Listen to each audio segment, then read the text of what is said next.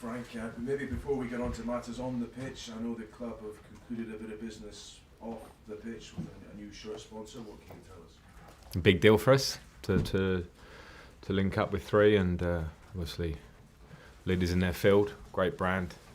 I'm certainly very happy with it, and as a team, as a club, we're very happy with the link. And as I say, they're leaders in 5G, I'm told, so it's very exciting for us as a club to be involved with them going forward, and we look forward to it.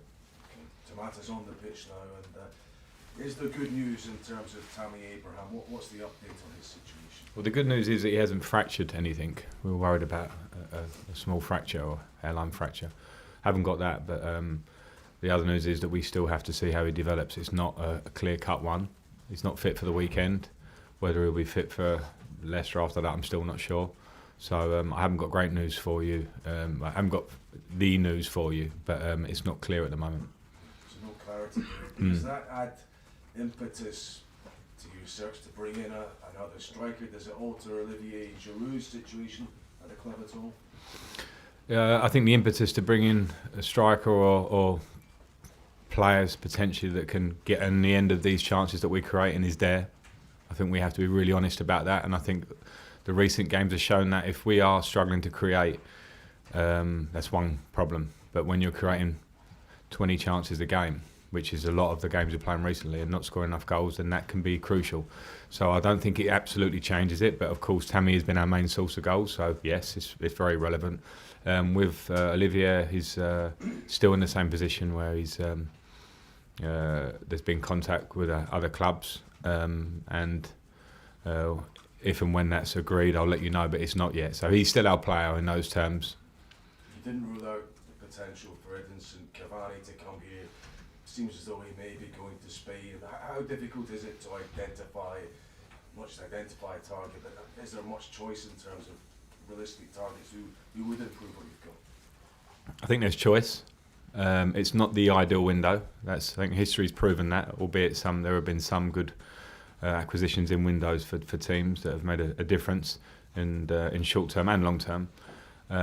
So I think it's about trying to get the choice right of the player that we can bring in, considering what's available. And I think there is, the club know, and I'm saying the same thing pretty much every press conference, and the games are showing that. The club know that my thoughts on it, so we'll have to see by the time the window shuts. I don't want to throw just one other name at you, but Boubacar Soumaré has been someone the club has been linked with. Is he on your radar at all, even in this window or later? I'm aware of him as a player, but he's not on my radar for this window, to be fair. We played against him, and I know he's a good player, but that's one that's not on the immediate radar, albeit he's a good player, but he's another club's player. Just finally reflecting on the last couple of games, you've lost points in painful circumstances, and yet still 6 points clear in fourth spot. How does that kind of leave you in a sense? You could be better off, but I suppose you can almost also be worse off at this point. Yeah, but I'm not happy, and when I say I'm not happy, it's more of the fact that we know that we could be better off. There could be more daylight in fourth place for us. We can't control what anyone else does, so those results happen or they don't.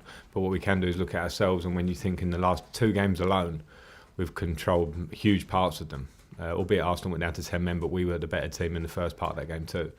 And we haven't got our goals, and we've had a couple of moments in those games.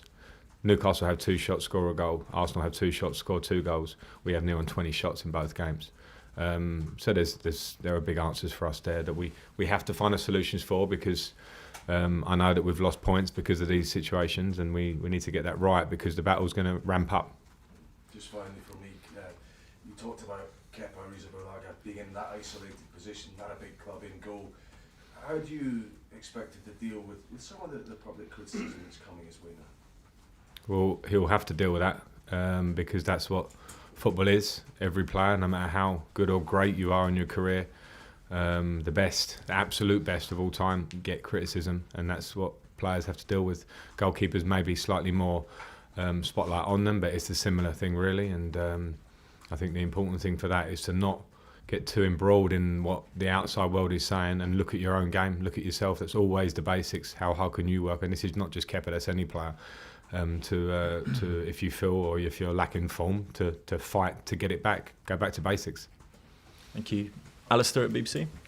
Just on Kepa,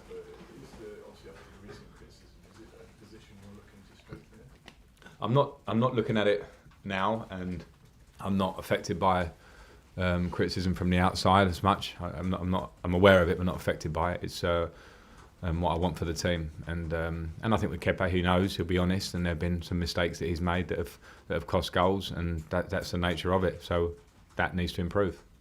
And just on Tammy, obviously he's fourth English striker. I think he's just been recently injured. Mostly with the likes of Kane, Rashford, Vardy as well. Do you think it says something about the congestion of fixtures around this time? We've got a winter break in a few weeks, but in order to make that winter break, it's been quite congested. Do you think that has been a positive move overall? Not sure. It's a real hard one. There's no absolute science to that. I think maybe with muscle injuries you would probably link it more to a congestion of games. I don't think Tammy's was more of an impact injury. That can happen at any time. I don't know the details so much of their injury. We are congested. We are, and it feels like there's been a lot of congestion in. And we can say it's the same for all teams and all that sort of stuff. That's true. But when individuals are coming into play and people are getting injured, then maybe it's something that should be looked at again.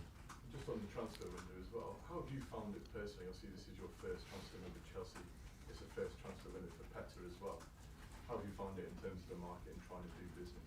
I found it like I found it at Derby last year. It's tough because you want to bring in players, and every situation is different. Obviously we're different to Derby County, but there was a desire to bring in players in January to see parts of the squad that you know you needed to improve to try and get you to where you want to be. So that makes it a month where obviously as a manager your mind is obviously always here first and foremost on what you got in front of you, but you're striving to try and get the best. So it's a busy month for that. Last one for me, just in terms of the FA Cup this weekend as well. How would you approach it in terms of maybe your most realistic chance of winning the trophy this season? Just want to win it. We respect the FA Cup. I do. The players do. This club's been fortunate enough to win it a fair few times in the modern era. So we want to win it. So I don't think we evaluate what's the best chances of us doing things. Is top four more important than FA Cup? People will argue that one. I don't think we need to get in that battle. We're professionals. Can we win the game? Get through to the next round. We'll have one from Lindsay and finish with James, please. Frank, just regarding N'Golo Kante, can you just explain a little bit behind your decisions where you played him lately? Because a lot of fans have said, maybe he should be in a different role that he's played before, but Sarri played him like you have recently. Just where you are with him?